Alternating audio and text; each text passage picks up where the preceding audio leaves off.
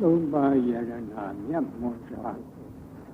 တတ္တယူကျူလက်ပုဂ္ဂိုလ်၍ရှိခိုးပုရောပုညောမှတယော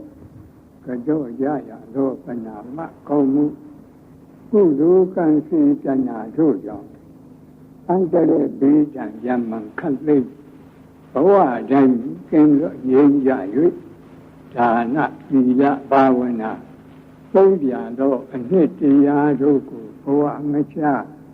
ပွားများကျိုးကိုအားထုတ်ကျင့်ကြံနိုင်ကြသဖြင့်သာသနာအနှစ်ဧကံဖြစ်သောမေဖို့နိဗ္ဗာန်ကိုတန်သောလောကုတ္တရာတရားတော်မြတ်ကိုအရဟတภูပေါလင်းဉာဏ်သောစွာမြတ်မောက်ပြုနိုင်လွယ်ကြဖြစ်စေအဟံဗန္တိဤတရဏိနတဟအထင်္ဂသမနာဂတံဥပောတထသီလံဓမ္မံယာသာမိအနုက္ခံကတဝါသီလံဒီထမေပန္တိဒုတိယံပိအဟံဗန္တိဤတရဏိနတဟအထင်္ဂသမနာဂတံဥပောတထသီလံဓမ္မံယာသာမိအနုက္ခံကတဝါသီလံဒီထမေပန္တိတတိယံပိအဟံဗန္တိဤတရဏိနတဟအထင်္ဂသမနာဂတံဥပောတထသီလံဓမ္မံယာသာမိအနုက္ခံကတဝါသီလံဒီထမေပန္တိယမဟံဝဒာမိတံဝတိထနမောတတ္တဗုဒ္ဓဝတ္တောအရဟတောသမ္မာသမ္ဗုဒ္ဓတ္တ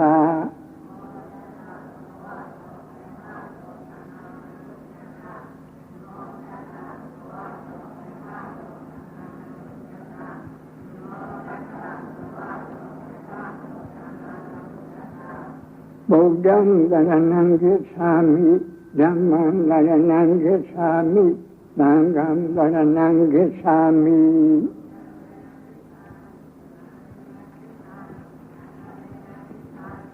ဒုတိယံပိဗုဒ္ဓံသရဏံဂစ္ဆာမိ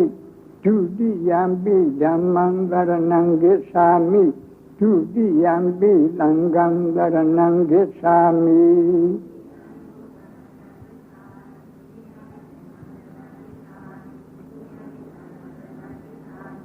တတိယံပိဗုဒ္ဓံသရဏံဂစ္ဆာမိတတိယံပိဓမ္မံသရဏံဂစ္ဆာမိတတိယံပိသံဃံသရဏံဂစ္ဆာမိ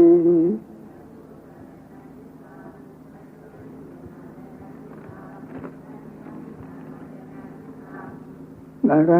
ဏဂမနံပရိဘုံနံပါဏာတိပါဒဝေရမဏိသိက္ခာပဒံသမာဓိယာမိအာဒေနာဒါနာဝေရမဏိသိက္ခာပဒံသမာဓိယာမိအပြမစရိယာဝေရမဏိသိက္ခာပဒံသမာဓိယာမိမုသာဝါဒဝေရမဏိသိက္ခာပဒံသမာဓိယာမိသုရာမေရယမေသပမာဒဌာနာဝေရမဏိသိက္ခာပဒံသမာဓိယာမိဝိကာလဘောဇနာဝေရမဏိသိက္ခာပဒံသမာဓိယာမိနိစ္စဂီတဝါဒိတဝိတုကသသနာမာလာကန္ဓဝိလေပနဓာရဏမန္ဒနာဝိဘူတနာဌာနာဝေရမဏိသိက္ခာပဒံသမာဓိယာမိ ဥစ္စာတယနာမဟာတယနာဝေရမဏိသိက္ခာပဒံသမာဓိယာမိပါတော်နှလုံးပြော့ပြောင်းသူတော်ကောင်းတို့တုံးမေသင်သူတော်ကောင်းတို့သည်တိတရဏေနယခု၆ဒီအတ္တောတရဏဂုံ၃ပါးကောင်းမှုများနှင့်သဟတဝအထင်ကုပောတထသီလ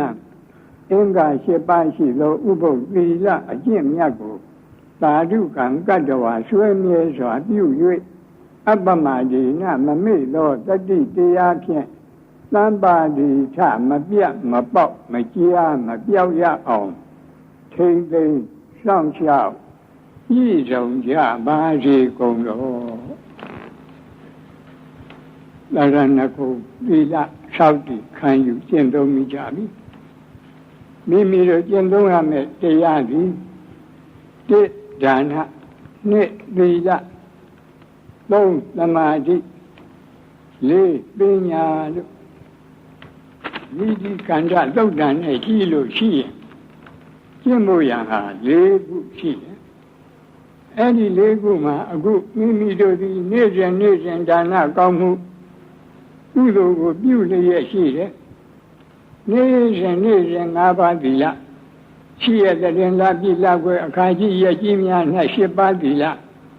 ၆ဒီခံယူကျင့်သုံးခြင်းဖြင့်သီလဒီဟုသောအနုဂါမိကဥစ္စာကိုလည်းပဲနေ့စဉ်ကျင့်သုံးလျက်ရှိကြတယ်တခါသမာဓိခေါ်တဲ့ကောင်းမှုဖြစ်အောင်ပုဂ္ဂိုလ်တယောက်မေးလိုက်လို့ရှိရင်ပရိပဲလို့စိတ်တုံးတပည့်တော်အရဟံဂုဏ်တော်ပရိစိတ်တယ်ဖေရဘယ်လိုဆိုစိတ်တုံးသောဘဂဝါဣတိပိအရဟံအဲ့ဒီလိုဆိုပြီးပရိစိတ်တယ်လေဒီလိုပုဂ္ဂိုလ်လည်းတစ်မျိုးပဲနော်အဲ့ဒီလိုတစ်မျိုးစီသမာဓိနဲ့ပတ်သက်ပြီးသမာဓိနဲ့ဆိုင်တဲ့ကမ္မထံကိုကသူက40လောက်ရှိတော့ဒီ40တဲကဗုဒ္ဓနုတ္တိမှာအရဟံနဲ့သမာဓိဘာဝနာထူထောင်တာများတယ်ဒီအာနာပါနသတိနဲ့သမာဓိဘာဝနာထူထောင်တာနည်းအာနာပါနခေါ်တဲ့ထွက်လေဝင်လေနဲ့ပတ်သက်ပြီးတော့သမာဓိဘာဝနာပြီးတော့ဝိပဿနာဘာဝနာနှမျိုးနှလုံးသွင်းတတ်အောင်ဘုန်းကြီးများပြောပေးရမယ်ဝတ္တရားရှိပါတယ်တနည်းအားဖြင့်ပြောရင်ဘုန်းကြီးများသည်ပရိယပฏิပတ်နှမျိုးမှာကြပရိယတိသာနနာကိုဥတည်ပြီးတော့ပြုနေတဲ့အခါဖြစ်လို့မို့လို့ပฏิပတ်တိကိုဒီကမ္မထဌာနဒီကဲ့သို့9ရက်တို့10ရက်စခန်းတို့ပါတို့ညာတို့နဲ့ဘုန်းကြီးများမပြောမဆိုပါဘူးသို့တော့ကိုတော်တို့မေ့လျော့နေသလားလို့မေးကြရှိတယ်ဒီလိုမိလျော့မနေပါဘူးအခွင့်ရတိုင်းဟောဒီအာနာပါနနဲ့ပတ်သက်ပြီးတော့ဒီကဏ္ဍနာနီးလို့ခေါ်တယ်ထွက်လေဝင်လေနဲ့ပတ်သက်ပြီးတော့ကဏ္ဍနာနီးဆိုတာရေတွက်တဲ့နီးပေါ့ဒီလိုဗမာလိုပြောရင်အဲ့ဒါသမာဓိမိမိတို့ထူထောင်ခြင်းနဲ့အာနာပါနနဲ့သမာဓိထူထောင်ခြင်းနဲ့ဆိုရင်လွယ်လေးဘယ်လိုလဲမိငိမ့်နေဟောဒီထွက်လေဝင်လေတစ်ချိန်မှာဥပမာထွက်တဲ့ဝင်တဲ့တစ်ချိန်ရှိရင်တစ်နောက်တစ်ချိန်ကြတော့နှစ်နောက်တစ်ချိန်ကြတော့သုံးနောက်တစ်ချိန်ကြတော့လေးနောက်တစ်ချိန်ကြတော့ငါးဒါငါးချိအောင်သွားရတက္ကလာရဲ့အောင်ပြန်ပြီးတော့ထွက်လိုက်ဝင်လိုက်တစ်ထွက်လေဝင်လေနှစ်ထွက်လေဝင်လေသုံးထွက်လေဝင်လေလေးထွက်လေဝင်လေငါးထွက်လေဝင်လေ6တက္ကလာရဲ့အောင်ထွက်လေဝင်လေတစ်ထွက်လေဝင်လေနှစ်ထွက်လေဝင်လေသုံးထွက်လေဝင်လေလေးထွက်လေဝင်လေငါးထွက်လေဝင်လေ6ထွက်လေဝင်လေ9 တခါအရင်ပြန်မယ်ထွက်လေဝင်လေဆိုတာမိမိအသက်ရှူတာနော်တပတ်ရှူတာထွက်လေဝင်လေတစ်ထွက်လေဝင်လေနှစ်ထွက်လေဝင်လေသုံးထွက်လေဝင်လေလေးထွက်လေဝင်လေငါးထွက်လေဝင်လေ၆ထွက်လေဝင်လေခွန်းထွက်လေဝင်လေရှစ်တခါပြန်မဲ့ထွက်လေဝင်လေကြည့်ပြီးတော့တစ်ထွက်လေဝင်လေကြည့်ပြီးတော့နှစ်ထွက်လေဝင်လေကြည့်ပြီးတော့သုံးထွက်လေဝင်လေကြည့်ပြီးတော့လေးထွက်လေဝင်လေကြည့်ပြီးတော့ငါးထွက်လေဝင်လေကြည့်ပြီးတော့၆ထွက်လေဝင်လေကြည့်ပြီးခွန်းထွက်လေဝင်လေကြည့်ပြီးရှစ်ထွက်လေဝင်လေကိုကြည့်ပြီးတော့ကိုးအရင်ပြန်မယ်ထွက်လေဝင်လေကိုကြည့်ပြီးတော့တစ်ထွက်လေဝင်လေကိုကြည့်ပြီးတော့နှစ်ထွက်လေဝင်လေကြည့်ပြီးတော့သုံးထွက်လေဝင်လေကိုကြည့်ပြီးတော့လေးထွက်လေဝင်လေကိုကြည့်ပြီးတော့ငါးထွက်လေဝင်လေကိုကြည့်ပြီးတော့၆ထွက်လေဝင်လေကိုအာယုံကြည့်ပြီးတော့ခွန်းထွက်လေဝင်လေကိုအာယုံပြုပြီးတော့ရှစ်စိတ်ထဲကမှတ်ရထွက်လေဝင်လေကိုအာယုံပြုပြီးတော့ကိုးတခါထွက်လေဝင်လေကိုအာယုံပြုပြီးတော့30ဟုတ်လားခဏနာနီးတစ်ခေါက်ရောက်တယ်လို့ခေါ်တယ်နော်ဒါဘုန်းကြီးပြောတာကပြောလို့အတန်ကထွက်ရမိမိဘာသာမိမိလုပ်တော့အတန်ထွက်ဖို့မလိုစိတ်နဲ့တင်လုပ်ရမှာနော်1 2 3 4 5တခါလာခဲ့1 2 3 4 5 6တခါလာခဲ့1 2 3 4 5 6ခွန်းတခါလာခဲ့1 2 3 4 5 6ခွန်းရှစ်တခါလာခဲ့1 2 3 4 5 6ခွန်းရှစ်ကိုတခါလာခဲ့1 2 3 4 5 6ခွန်းရှစ်ကို30ဒါခဏနာနည်းလို့ခေါ်တယ်သမာဓိဘာဝနာကိုထူထောင်တဲ့နည်းအာနာပါနနဲ့ထူထောင်တဲ့နည်းဘာမှမခက်ဘူးစိတ်တည်တည်ငြိမ်ငြိမ်ထားပြီးတော့ဟောဒီတစ်ခေါက်ရောက်သွားပြီဆိုရင်ဒါသမာဓိဘာဝနာတစ်ခေါက်ရအဲဒီသမာဓိဘာဝနာပြီးရင်ပညာဘာဝနာဆက်ပြီးတော့ကြည့်ရဆက်ပြီးတော့ကြည့်လို့ရှိရင်ဒါတွေကိုခြုံကြည့်လိုက်ထွက်တဲ့ဝင်တဲ့နှမျိုးမှာထွက်လေကိုထုတ်တဲ့အခိုက်ဝင်လေကိုရှူဆိုင်တဲ့အခိုက်နှမျိုးကြည့်စမ်းထွက်လေကိုထုတ်သောအခိုက်ဝင်လေကိုရှူသောဝင်လေကိုရှူဆိုင်သောအခိုက်နှမျိုးရှိအဲ့ဒီနှမျိုးမှာထွက်လေကိုထုတ်သောအခိုက်၌ဖြစ်တဲ့ယုံ nant တရားတို့သည်ဝင်လေကိုရှူသောအခိုက်၌မရောက်ပါမလိုက်ပါထိုထွက်လေကိုထုတ်သောခဏ၌သာလျှင်ချုပ်ပြောက်ကြသောကြောင့်အနိစ္စအနိစ္စဒုက္ခဒုက္ခအနတ္တအနတ္တသို့မဟုတ်အနိစ္စဘာတကဒုက္ခဘာတကအနတ္တဘာတကတခါဝင်လေကိုရှူဆိုင်သောခဏ၌ဖြစ်သောယုံ nant တရားတို့သည်ထွက်လေကိုထုတ်သောခဏတို့မလိုက်ပါထိုဝင်လေကိုဒီရှူသောခဏ၌မှားပင်လင်ချုပ်ပြောက်ကြသောကြောင့်အနိစ္စဘာတကဒုက္ခဘာတကအနတ္တဘာတကလို့အဲ့ဒါစိတ်ထဲကဆိုပြီးတော့ရှုရင်ဟောတာဝိပဿနာဘာဝနာဖြစ်တယ်နော်အဲ့ဒီဥစ္စာဘုန်းကြီးတို့ဒီစာရဲမြောက်ကြတော့အခြေတဝန့်ဒါလို့ရှုတာရှိဘယ်လိုလဲ3ပါးသက်ရွယ်အရွယ်3ပါးပထမအရွယ်မစ္စည်းမအရွယ်ပစ္စည်းမအရွယ်3ပါးလူဘဝမှာအသက်တရားတမ်းမှာအရွယ်3ပါးထားလိုက်ရင်ပထမအရွယ်ဆိုတာကမွေးဖွားသည်မှ34နှစ်33နှစ်4လထိအောင်ဒါပထမအရွယ်တခါအဲ့ဒီ33နှစ်4လကနောက်အလေပိုင်း33နှစ်4လဒီဒါမိစိမအရွယ်တခါအဲ့ဒီနှစ်ခုပေါင်းလိုက်ရင်66နှစ်8လဖြစ်သွားတယ်အဲ့ဒီ66နှစ်8လကနောက် 33နှစ်4လအားလုံးအနှစ်တရာဒါအသက်တရာတန်ကို3ပုံပုံရ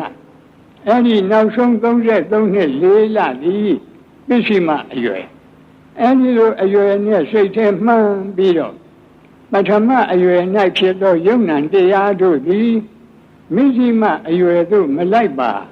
ထိုပထမအရွယ်မှာပင်လျှင်ချုပ်ပြောက်လေသောကြောင့်အနိစ္စဒုက္ခအနတ္တပါဒကာတက္ကမစ္စည်းမအရွယ်၌ဖြစ်သောယုံနံတရားတို့သည်ပစ္စည်းမအရွယ်သို့မလိုက်ပါထိုမစ္စည်းမအရွယ်မှာပင်ချုပ်ပြောက်လေရကအနိစ္စပါဒကာဒုက္ခပါဒကာအနတ္တပါဒကာတက္ကပစ္စည်းမအရွယ်၌ဖြစ်တဲ့ယုံနံတရားတို့သည်နောက်တစ်ဖန်ဘဝတည်းသို့မလိုက်ပါဤဘဝမှာပင်ချုပ်ပြောက်လေသောကြောင့်အနိစ္စပါဒကာဒုက္ခပါဒကာအနတ္တပါဒကာတို့ဟောတာအရွယ်3ပါးနဲ့လည်းပဲဝိပဿနာရှုရတယ်နော်ရှုနိုင်တဲ့ဒါတရားထာကပြတဲ့ရှုနည်းတက္က3ပါးသက်ရွယ်10ဓာတကအသက်တရားတန်းကို10နှစ်တပုံ10နှစ်တပုံ10နှစ်တပုံပုံရင်10ပုံထွက်ဒါကိုဗမာလူလွယ်ခေါ်ရင်ပထမ10နှစ်ဒုတိယ10နှစ်တတိယ10နှစ်စတုတ္ထ10နှစ်ပင်စမ10နှစ်သတ္ထ10နှစ်တတ္တမ10နှစ်အဋ္ဌမ10နှစ်နဝမ10နှစ်ဓမ္မ10နှစ်လို့10နှစ်အနေနဲ့အသက်တရားကိုပုံရင်သူ10ပုံရတယ်ပထမ10နှစ်၌ဖြစ်သောယုံနံတရားတို့သည်ဒုတိယ10နှစ်သို့မပါထိုပထမ10နှစ်မှာပင်လင်ချုပ်ပြောက်လေသောကြောင့်အနိစ္စပါဒကဒုက္ခပါဒကအနတ္တပါဒကဒုတိယ10နှစ်၌ဖြစ်သောယုံနံတရားတို့သည်တတိယ10နှစ်သို့မလိုက်ပါထိုဒုတိယ10နှစ်မှာပင်လင်ချုပ်ပြောက်လေရကအနိစ္စပါဒကဒုက္ခပါဒကအနတ္တပါဒကဤနည်းအပြင်သွားကြည့်လိုက်စမ်းတတိယ10နှစ်၌ဖြစ်သောယုံနံတရားတို့သည်သတုဋ္ဌ10နှစ်သို့မလိုက်ပါထိုတတိယ10နှစ်မှာပင်ချုပ်ပြောက်လေသောကြောင့်အနိစ္စပါဒကဒုက္ခပါဒကအနတ္တပါဒကတက္ကသတုဋ္ဌ10နှစ်၌ဖြစ်တဲ့ယုံနံတရားတို့သည်ပင်စမ10နှစ်သို့မပါထိုသတုဋ္ဌ10နှစ်မှာပင်လင်ချုပ်ပြောက်လေရကအနိစ္စပါဒကဒုက္ခပါဒကအနတ္တပါဒကပင်စမ10နှစ်၌ဖြစ်တဲ့ယုံနံတရားတို့သည်သတ္ထ10နှစ်သို့မလိုက်ပါထိုပင်စမ10နှစ်မှာပင်ချုပ်ပြောက်လေရကအနိစ္စပါဒကဒုက္ခပါဒကအနတ္တပါဒကသတ္ထ10နှစ်၌ဖြစ်တဲ့ယုံနံတရားတို့သည်တတ္တမ10နှစ်သို့မလိုက်ပါထိုသတ္ထ10နှစ်မှာပင်ချုပ်ပြောက်လေရကအနိစ္စပါဒကဒုက္ခပါဒကအနတ္တပါဒကအဒီလိုရှိရပါတက္ကသတ္တမ10နှစ်ကဖြစ်တဲ့ယုံနံတရားတို့သည်အဋ္ဌမ10နှစ်သို့မလိုက်ပါတတ္တမ10နှစ်မှာပင်ချုပ်ပြောက်လေသောကြောင့်အနိစ္စပါဒကဒုက္ခပါဒကအနတ္တပါဒကအဋ္ဌမ10နှစ်၌ဖြစ်တဲ့ယုံနံတရားတို့သည်နဝမ10နှစ်သို့မလိုက်ပါအသက်80တုန်းကယုံနံတရား90ဘက်ကိုမလိုက်ဘူးထိုအဋ္ဌမ10နှစ်မှာပင်ချုပ်ပြောက်လေသောကြောင့်အနိစ္စပါဒကဒုက္ခပါဒကအနတ္တပါဒကနဝမ10နှစ်၌ဖြစ်တဲ့ယုံနံတရားတို့သည်ဓမ္မ10နှစ်သို့မလိုက်ပါထိုနဝမ10နှစ်မှာပင်ချုပ်ပြောက်လေသောကြောင့်အနိစ္စပါဒကဒုက္ခပါဒကအနတ္တပါဒကလို့ဤနည်းနဲ့ပုံလိုက်ရင်10ပုံကြည့်ပြီးတော့အနှစ်တရားကိုတလို့ရှုရတယ်နော်တခါဒီ10နှစ်တစု10နှစ်တစုရှုလို့ဝါပြီးဆိုလို့ရှိရင်ရှေ့တက်အောင်ဒီဘုရားက10နှစ်နဲ့ဆိုတော့အနှစ်တရားကို10ပုံဖြစ်9နှစ်တစုပထမ9နှစ်ဒုတိယ9နှစ်တတိယ9နှစ်သတုဋ္ဌ9နှစ်ပင်စမ9နှစ်သတ္ထ9နှစ်တတ္တမ9နှစ်အဋ္ဌမ9နှစ်နဝမ9နှစ်ဓမ္မ9နှစ်ဧကဓမ္မ9နှစ်ဒွါဒသမ9နှစ်ဒေရသမ9နှစ်ဆိုကြပါစို့ဒီသုဒ္ဓသမ9နှစ်ပန္နရသမ9နှစ်သောလသမ9နှစ်သ တတ္တရသမ9နှစ်အထာရသမ9နှစ်ဧကုဏဝိသတိမ9နှစ်ဝိသတိမ9နှစ်9နှစ်ကြတော့သူကအပုံ2ပုံအပုံ20ဖြစ်ဝိသတိမဆိုတဲ့ဝိသတိမအနှစ်9နှစ်၌ဖြစ်သောယုံနံတရားတို့သည်နောက်တစ်ပံဘဝတက်တို့မပထိုဝိသတိမ9နှစ်မှပင်ချုပ်ပြောက်နေရကအနိစ္စပါဒကဒုက္ခပါဒကအနတ္တပါဒကတလူရှုရတဏ္ဍာ9နှစ်ပြီးတော့သုံးပါးတည့်ရွယ်10ဓာတကပင်စကတိသတုကတဲ့4နှစ်တစု4နှစ်တစု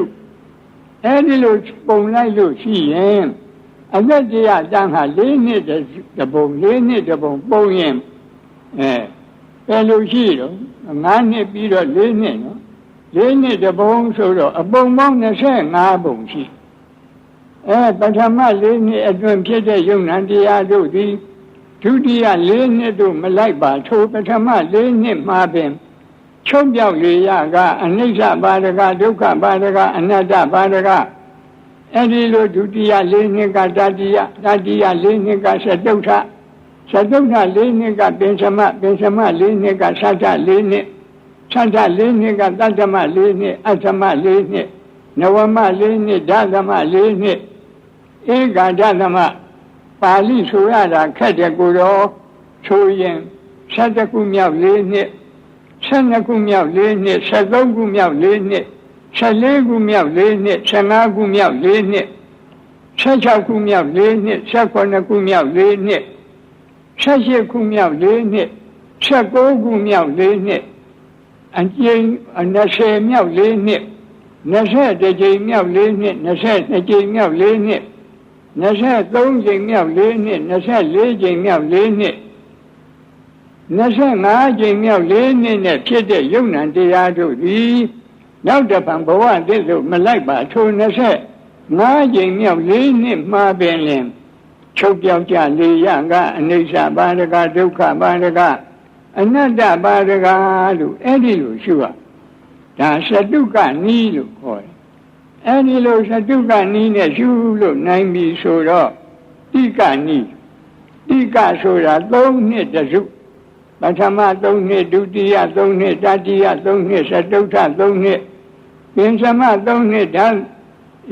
တ္ထ3နှစ်သတ္တမအဋ္ဌမနဝမဓသမ3နှစ်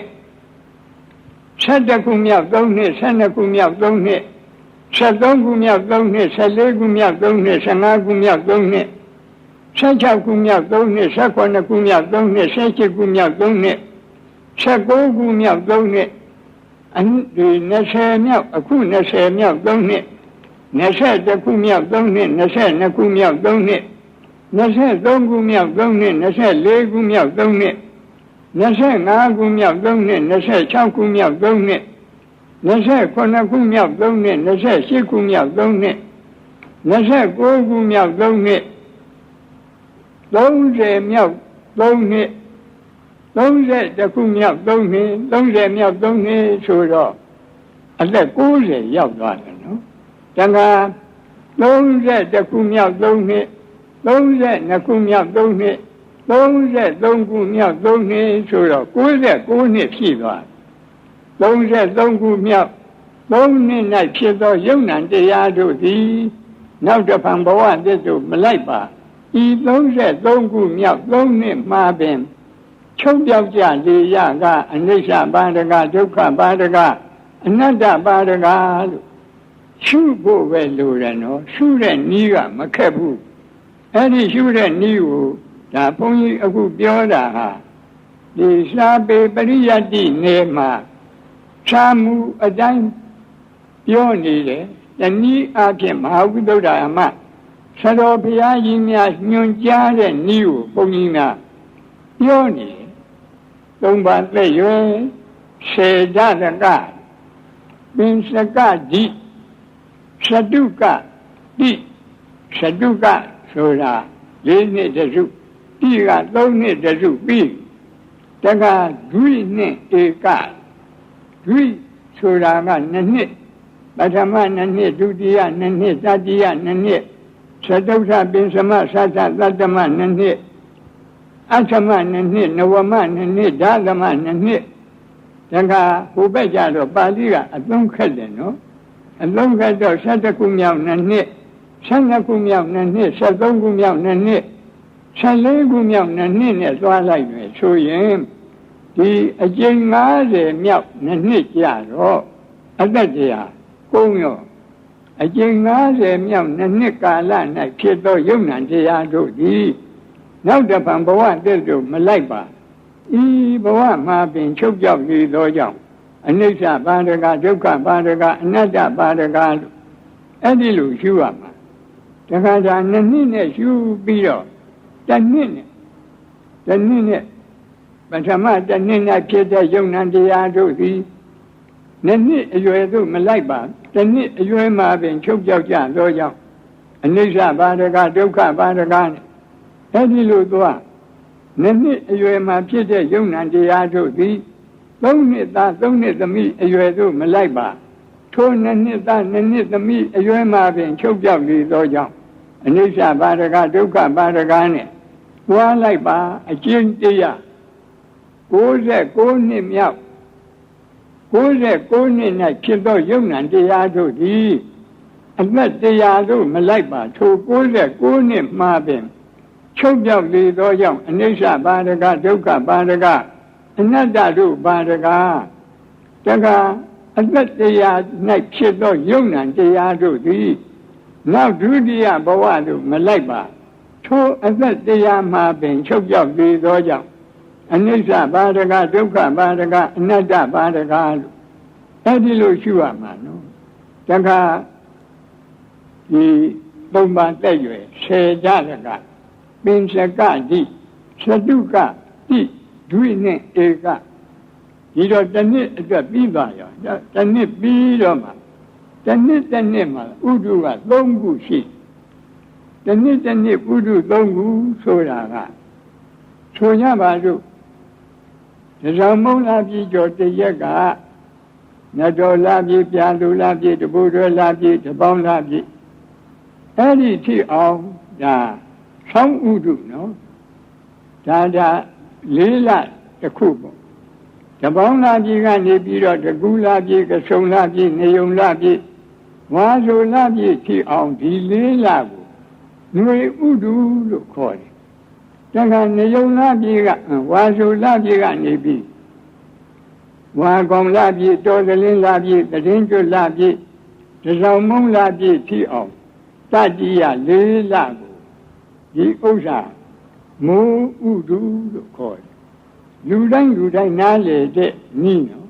သုံးဝဥဒုလို့ဟောဒီစိတ်လာခဲ့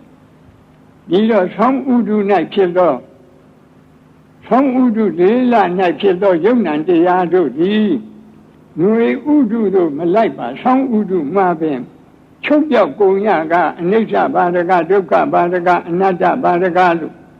ရှုပါတဲ့တခါຫນွေဥဒု4လ၌ဖြစ်တဲ့ယုံ nant တရားတို့သည်မုံဥဒုတို့မလိုက်ပါຫນွေဥဒုမှာပင်ချုပ်ပြောက်လေသောကြောင့်အနိစ္စပါဒကဒုက္ခပါဒကအနတ္တပါဒကမုံဥဒု4လ၌ဖြစ်တဲ့ယုံ nant တရားတို့သည်နောက်တစ်ပံဆောင်းဥဒုတို့မလိုက်ပါထိုမုံဥဒုမှာပင်ချုပ်ပြောက်လေသောကြောင့်အနိစ္စပါဒကဒုက္ခပါဒကအနတ္တပါဒကလို့ရှုပါတဲ့ဒါလို့ဥဒုနဲ့ကြတော့တစ်နှစ်ကို3ခုထားပြီးရှုရတခါဥဒုပြီးတော့ယတု6ွယ်တစ်နှစ်ကို2လကိုယတုတစ်ခု2လကိုယတုတစ်ခုဘုန်းကြီးတို့ဒီစာပေသမားကတော့သူကလွဲတယ်ဒီတော့ဒီတရားမုံလာပြီကနေပြီးနတော်လာပြီပြာလူလာပြီကိုဟေမန္တယတုလို့ခေါ်တယ်ပြာလူလာပြီကတပုတ်တွန်းလာပြီတပေါင်းလာပြီလူရင်းတော်ဒီဆောင်း4လမှာ2လကိုယတု2ခု2လကိုယတု1ခု2လကိုယတု1ခုဒါလိုသတ်မှတ်အဲဒီလိုသတ်မှတ်လိုက်တဲ့အခါကျတော့2လကိုယတု1ခုဒီလိုမှတ်ရအဲဒီမိမိတို့မှတ်ခြင်းတော့ပါဠိလိုမမှတ်နိုင်တော့ယတု6မျိုး ပထမယတုဘေကစတဆောင်မုံလာပြည်ကနတော်လာပြည်ပြာလူလာပြည်ထီအောင်ဒီနှစ်လကိုပထမယတုလို့မှတ်ဒါကပြာလူလာပြည်ကတဘူတွဲလာပြည်တပေါင်းလာပြည်ထီအောင်ဒုတိယယတုဒါကတပေါင်းလာပြည်ကတကူလာပြည်ကဆုံလာပြည်ထီအောင်တတိယယတုကဆုံလာပြည်ကနေပြီးတော့နေုံလာပြည်ဝါဆိုလာပြည်ထီအောင်သတုဋ္ဌယတုဝါဆိုလာပြည်ကဝါကောင်လာပြည်တော်သလင်းလာပြည်ထီအောင်ပင်စမယတုပြီးတော့တရင်ကျွလာပြည်ကသဆောင်မုံလာပြည်ထီအောင်ဟောဒီနှစ်လကိုတော်သလင်းလာပြည်ကတရင်ကျွလာပြည်သဆောင်မုံလာပြည်အထိဒီနှစ်လကိုသတ္ထယတုလို့နှစ်လကိုယတုတစ်ခုတစ်ခုပထမယတုဒုတိယယတုတတိယယတုသတုဋ္ဌယတုပင်စမယတုသတ္ထယတုလို့တလူယတုအနေနဲ့6ပုံပုံပြီးတော့ရှုရပထမယတု၌ဖြစ်သောယုံနံတရားတို့သည်ဒုတိယယတုတို့မလိုက်ပါထိုပထမယတုမှာပင်ချုပ်ရောက်လေကုန်ရကအနိစ္စပါဒကဒုက္ခပါဒကအနတ္တပါဒကဤနည်းသွားလိုက်သတ္ထယတု၌ဖြစ်တဲ့ယုံနံနှစ်ပါးတို့သည်ဒီနောက်တစ်ကြိမ်ပထမယတုတို့မလိုက်ပါထိုသတ္ထယတုမှာပင်ချုပ်ပြောက်လေရကအနိစ္စပါဒကဒုက္ခပါဒကအနတ္တပါဒကလို့အဲဒီလိုနှစ်လကိုတစ်ကြိမ်နှစ်လတစ်ကြိမ်ယတုအနေနဲ့6ခုထား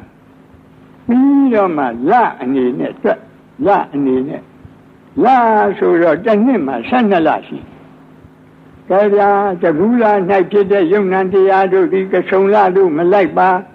တကူလာမှာပင်ချုပ်ပြောက်လေသောကြောင့်အနိစ္စပါဒကဒုက္ခပါဒကအနတ္တပါဒကကဆုံလ၌ဖြစ်တဲ့ယုံနံတရားတို့ဒီနေယုံလတို့မလိုက်ပါကဆုံလမှာပင်ချုပ်ပြောက်လေကုန်ရကအနိစ္စပါဒကဒုက္ခပါဒကအနတ္တပါဒကအဲဒီလိုရှုရမယ်နော်ကဆုံလကနေပြီးနေုံလနေုံလကနေပြီးဝါဆိုလဝါကောင်းတော်သလင်းတလောက်ပြောရင်လူသားတွေအလုံးနာလေရာလူလ၌ဖြစ်တဲ့ယုံနံတရားတို့ဒီတပူတွဲလတို့မလိုက်ပါရာလူလမှာပင်ချုပ်ပြောက်လေရကအနိစ္စပါဒကဒုက္ခပါဒကတပူတွဲလ၌ဖြစ်တဲ့ယုံနံတရားတို့ဒီတပေါင်းလတို့မလိုက်ပါထိုတပူတွဲလမှာပင်ချုပ်ပြောက်လေရကအနိစ္စပါဒကဒုက္ခပါဒကအနတ္တပါဒကလို့တခါတပေါင်းလာ၌ဖြစ်တဲ့ယုံနံနှစ်ပါးတို့သည်နောက်တစ်နှစ်တကူလာတို့မလိုက်ပါထိုတပေါင်းလာမှာပင်ချုပ်ပြောက်ကုန်ရကအနိစ္စပါဒကဒုက္ခပါဒကအနတ္တပါဒကလို့အဲဒီလိုလနဲ့ရှုပါတခါလနဲ့ပြီးတော့နေ့နဲ့ညနဲ့ရှုရလနဲ့ရှုပြီးတော့နေ့အခါနဲ့ဖြစ်တဲ့ယုံနံတရားတို့သည်ညအခါတို့မလိုက်ပါနေ့အခါမှာပင်ချုပ်ပြောက်ကုန်ရကအနိစ္စတို့ပါဒကဒုက္ခတို့ပါဒကအနတ္တတို့ပါဒကညအခါနဲ့ဖြစ်တဲ့ယုံနံတရားတို့သည်နောက်တစ်နေ့တို့မလိုက်ပါထုံညမှာပင်ချုပ်ပြောက်လေရက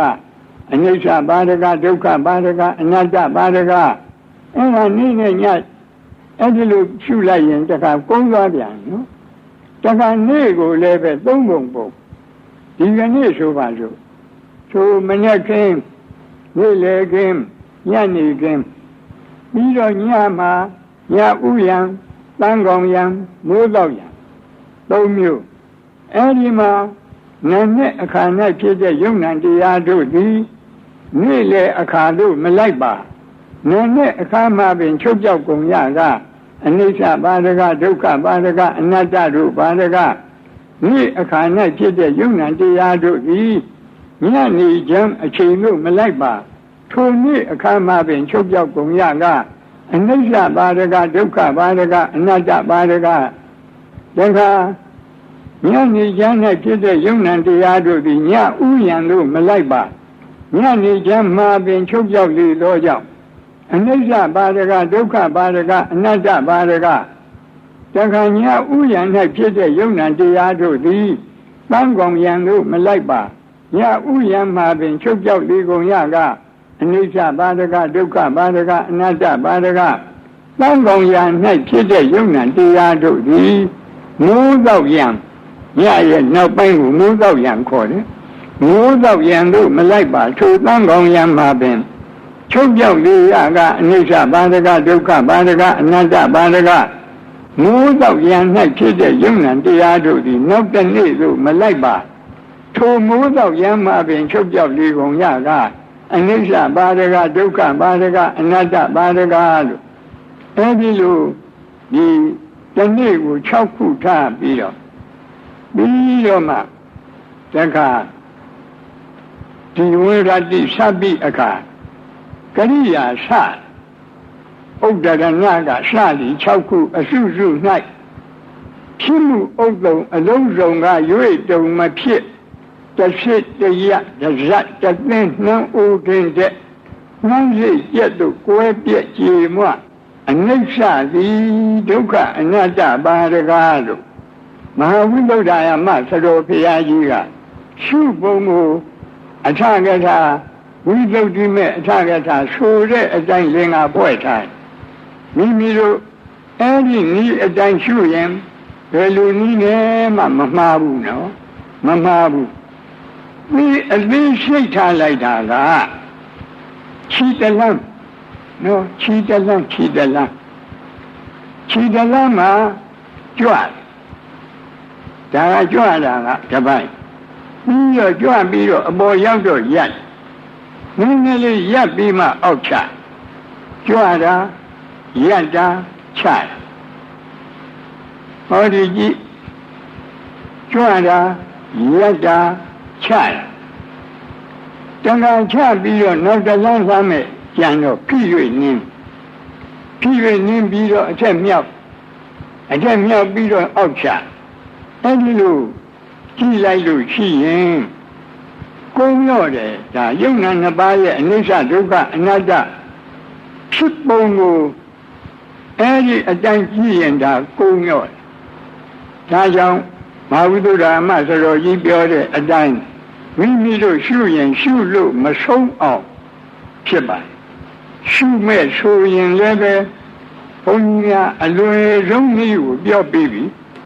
အဲဒီအလွယ်ဆုံးနည်းနဲ့ဦးဇင်းတို့ရှုတာဘယ်မှသွားမနေနဲ့သွားရင်ဒီထက်ဆန်းတာဦးဇင်းတို့ကိုဘယ်သူမှမပြောဘူးတတိတော့ဘယ်တော့မှဒီလိုဝိပဿနာအလုပ်ကိုမပြောခဲ့ဘူးဘုလို့ခဏဝိပဿနာအလုပ်တွေကဆရာတွေကလည်းပဲ10ရက်စခန်းတို့9ရက်စခန်းတို့ဒါတွေပါတွေက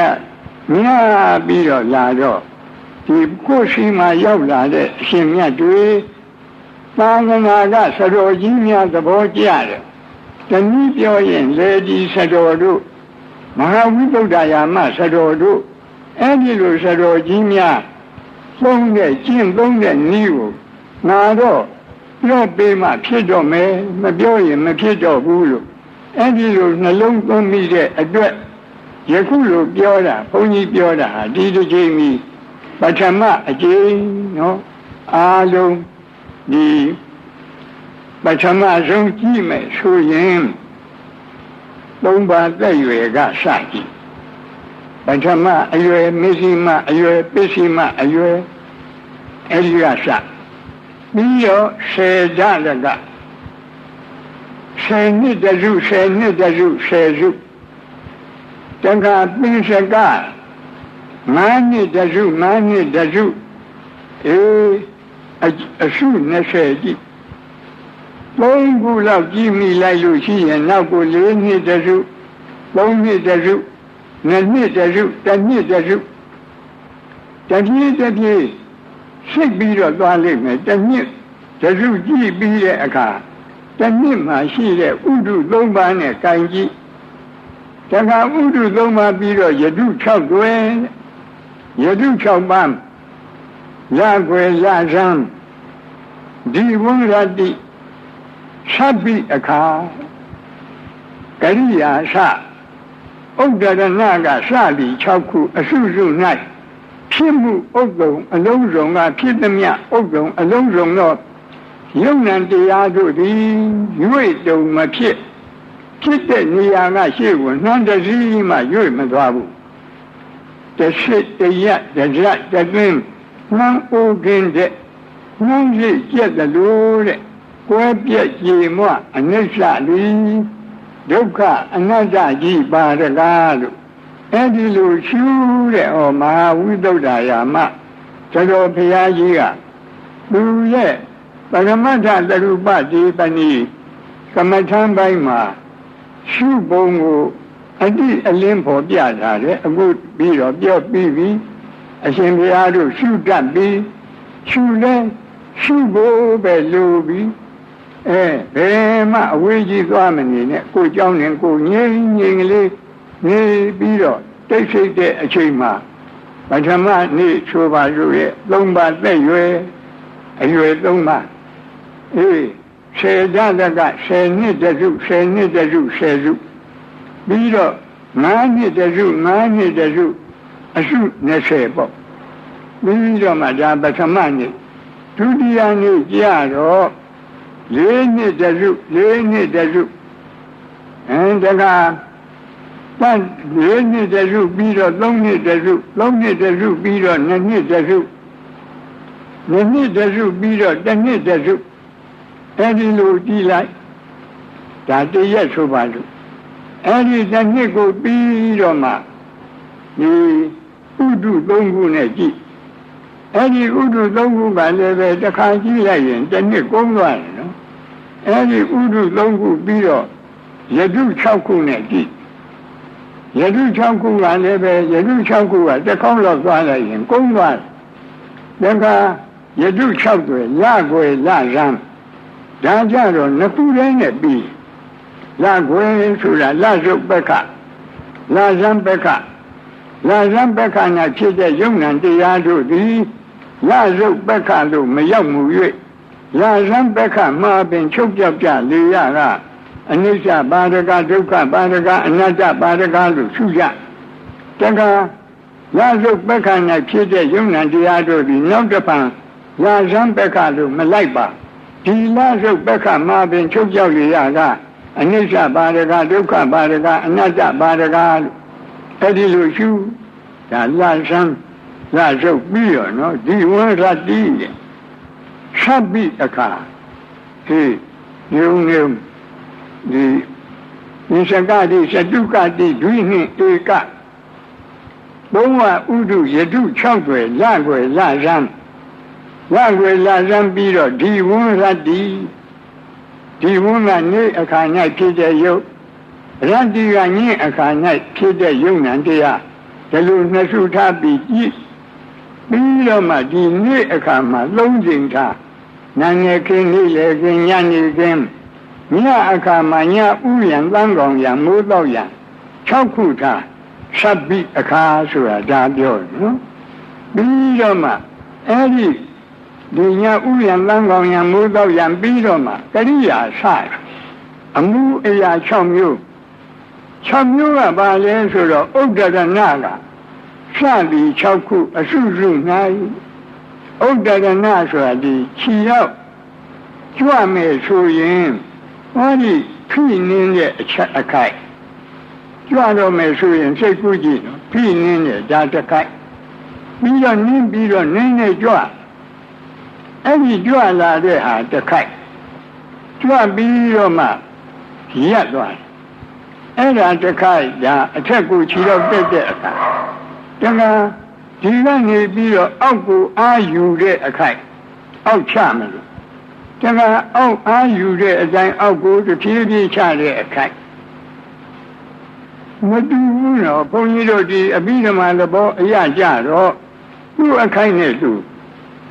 ယုတ်တရားဖြစ်ပုံကိုကမတူပြီးတော့မှတခါမြေကြီးကိုခြေချတဲ့အခိုက်